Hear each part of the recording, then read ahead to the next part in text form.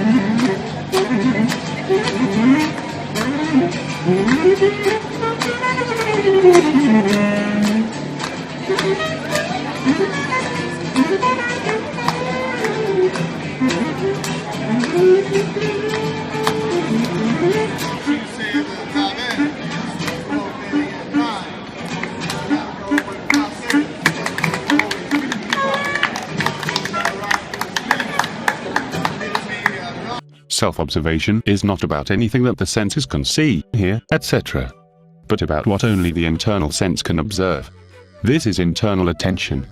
In regard to placing consciousness through attention into different parts of your body, you must begin this gradually.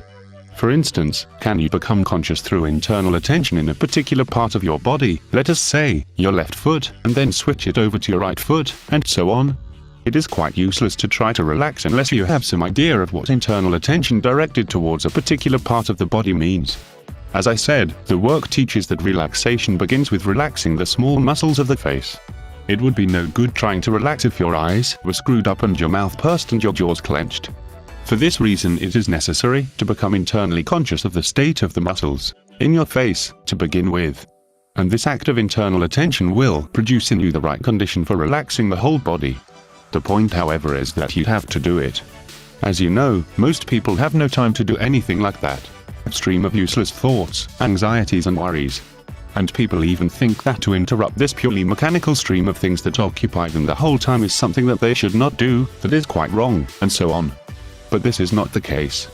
If you can interrupt this mechanical stream that governs you, the stream of life, this cinema film that is always running through you, even for a moment, you will begin to get force. So try to begin with putting your internal attention into the muscles of your face and notice how much attention is lying there. Mr. O once said that modern life is always producing tensions in our muscles, anxious expressions, hurried movements, and all this wastes an enormous amount of energy. But, for heaven's sake, do not try to relax the small muscles of your face when you are crossing Piccadilly Circus. This would be a great mistake. In fact, it might be called making right effort at the wrong time, and if you make right effort at the wrong time, or wrong effort at the right time, you will get into difficulties. There is a time for everything, that is, a right time at which to do things. For this reason I wish tonight to have the following passage from Ecclesiastes read about the right time to do things, for if you make an effort at the wrong time, even although the effort may be right, it will have no result. To everything there is a season, and a time to every purpose under the heaven. A time to be born, and a time to die. A time to plant, and a time to pluck up that which is planted. A time to kill, and a time to heal. A time to break down, and a time to build up. A time to weep, and a time to laugh. A time to mourn, and a time to dance. A time to cast away stones, and a time to gather stones together. A time to embrace, and a time to refrain from embracing. A time to seek, and a time to lose. A time to keep, and a time to cast away. A time to rend, and a time to sow. A time to keep silence and a time to speak. A time to love and a time to hate. A time for war and a time for peace. Ecclesiastes 3:1-8. Imagine standing still amid the traffic and trying to relax the small muscles of your face, and then if you run over, complaining that you were told to do it. This is merely foolishness, comparable with the foolishness of people in the early work who were told to go against mechanicalness and thought it would be a good thing to eat coal, or to stand upright in empty buses, or to eat with the knife in the left hand and the fork in the right hand. All these efforts are useless, because they are not intelligent. This work is about intelligent effort. We asked a question the other day at one of the meetings here. Have you studied your being yet at all, and have you noticed what in your being you should change in the light of the work? Supposing you have never observed your being at all and keep on trying to do this work just as you were told, will it do you any good? Will it connect itself with yourself? Supposing, for example, you never notice your negative emotions, your envy, your jealousy, and so on, and yet you always try to work on the emotional center in a theoretical way, will it do you any good? Now we have to speak tonight about posture, about muscles, in short, about moving center. I suppose you know that each center hypnotizes the other centers. Supposing a man in his moving center invariably adopts a depressed muscular posture and the small muscles of the face express gloom of some kind, do you think that such a man will be able to have pleasant emotions or interesting thoughts? Certainly not. He is chained by his muscular posture. You all know that depressed states make us look depressed in posture.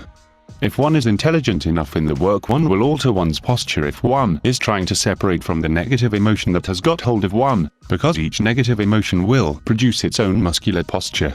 A man comes into the room, bent, drooping, gloomy-faced, and you know at once that he is in a negative state, which may be habitual, unless he alters his muscular posture. In the same way, to return to the question of the small muscles of the face alone, if a person always has a drooped mouth, a weary or troubled or anxious look, you know quite well that this person is in a bad state, and that unless you can make this person smile or stand more upright, he may remain hypnotized by his posture. Understand please that posture is not merely a question of the big muscles of the body, but of the small muscles as well. I mean that it is no good standing upright with a gloomy face, because the face, that is, the 101 small muscles that control the expression of the face, is most directly governed by the emotional center, for the face reflects the emotions more than anything else does. You would not like a man speaking between his teeth to tell you that he loves you. One would know at once that he was lying and merely using words without any real meaning, which unfortunately is our condition most of the time. Now, since the moving center can hypnotize the emotional and intellectual centers, it is a good thing to notice your posture and your facial expression, your face posture, at times, and to study through internal attention how to alter these postures. The reason is that if you relax the muscles, especially the small muscles, you will get into a different state of emotion and of thought. Have you ever noticed that they begin to assume certain postures, certain facial expressions? Now supposing that just at that moment either this man or this woman observes himself or herself and starts by relaxing the muscles, both large and small, would it be possible for the state of rage to continue and grow? Certainly not. Unfortunately, we never work on ourselves just at the moment when we should, because we much prefer to fall into typical mechanical reactions to the ordinary affairs of life rather than to take them more consciously with some degree of self-remembering.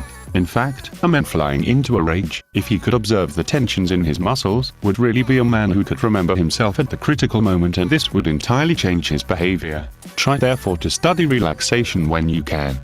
Notice how your face muscles are contracted and try by putting your internal attention into the face muscles to relax them.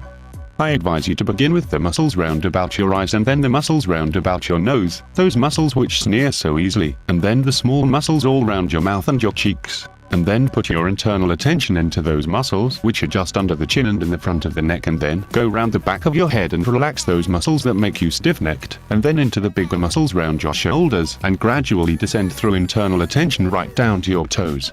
Of course, this takes a long time, but it is a very good thing to try to do. I have left out the muscles of the hands. I should have said, pass from the shoulders down the arms to the hands and begin with the wrist muscles. Put your internal attention into your wrist muscles so that your wrists are quite flexible, quite dropped down, and then try to go into the small muscles of the fingers and relax them. Everyone in going through the muscular tensions in their bodies in this way will get to know for themselves certain groups of muscles which are not ordinarily relaxed properly. Remember above all that you cannot relax just by saying to yourself, relax. It is an actual exercise of internal attention. It is a directed effort that has to be made comparatively consciously, and even if you do it only once a week you will get results. Often people are kept awake at night because of a certain group of muscles being in a tense state. They may observe their emotional center and their intellectual center and try to relax, that is not identify with these two centers, but they do not observe through internal attention the muscular contractions that exist in their body. Now this paper is about muscular relaxation. It is about relaxing the moving center. I will remind you again that the work says that every center can hypnotize another center. In the case of moving center, this means that certain typical postures and typical expressions induce in you typical emotions and typical thoughts. For example, a hurried person, who cannot stop rushing about, is a person who has a moving center that assumes certain positions or postures, or rather, in this case, certain movements, which belong to the same idea, and therefore is always hypnotized by moving center, assuming these postures and movements.